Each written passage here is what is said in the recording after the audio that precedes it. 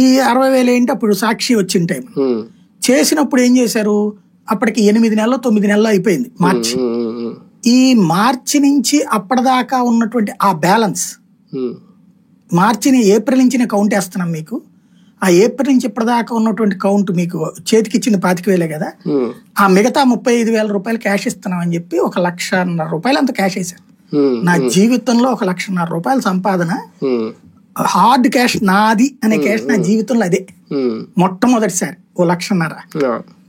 అప్పుడు ఏం చేశాను, ఆ రోజు దాకా నాకు పెళ్ళయింది 96లో అయితే మా ఆవిడికి ఆ తర్వాత ఒక్క బంగారం కొనిపెట్టడానికి ఏం లేదు నా దగ్గర, బట్టలు కొనడానికే నానా తిప్పలు పడ్డటువంటి వాడు.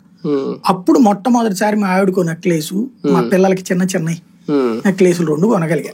మొత్తం ఒక 40,000 50,000 టోటల్ కలిపి 70,000 80,000 అయింది.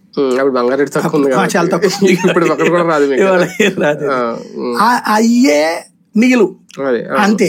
అవి కూడా చిన్న చిన్న నెక్లెస్లు అన్నమాట, ఏదో 50 గ్రాములు 100 గ్రాములు బంగారాలు 20 గ్రాములు అవి. బట్ జీవితంలో ఒకటి పెట్టాను. ఇది ఎందుకని వచ్చింది, నాకు ఆ డబ్బులు చేతికి వచ్చినాయి. ఇప్పుడు ఇవాళ నెలకి 50,000 ఖర్చు అవుతున్నోడికి ఒక 5,000 మిగిలింది అనుకోండి, 5,000 మళ్ళీ స్పెండ్ చేస్తాడు, బట్టలు కొంటాం, ఇంకోటి కొంటాం. అంటే సామాన్యులకి మిడిల్ క్లాస్ కి ఎక్కువ ప్రయోజనం ఉంటుంది. దీని ఇంపాక్ట్ ఏమవుతుంది, ప్రభుత్వానికి రొటేషన్ అవుతుంది, తద్వారా మళ్ళీ జిఎస్టీ వస్తుంది. ప్లస్ దీని ద్వారా ఇండస్ట్రీస్ గ్రోత్ ఉంటుంది. కొనుక్కుంటున్నప్పుడు సరుకులు ఎక్కువ కొంటాం, ప్రొడక్షన్ ఎక్కువగా ఉన్నప్పుడు రా మెటీరియల్ కావాలన్నప్పుడు రైతుకు బెనిఫిట్. ఒక చక్రం ఇదంతా, చైన్ చక్రం. ఆ విధంగా అన్ని వర్గాల బెనిఫిట్ కి కొత్త ఎత్తుగడ.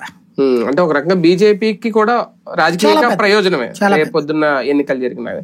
ఇక నేపాల్ ఇష్యూకి వస్తే సార్, అంటే దేశవ్యాప్తంగా అలర్ట్ అవ్వాల్సిన సందర్భమా అన్ని ప్రభుత్వాలు కూడా?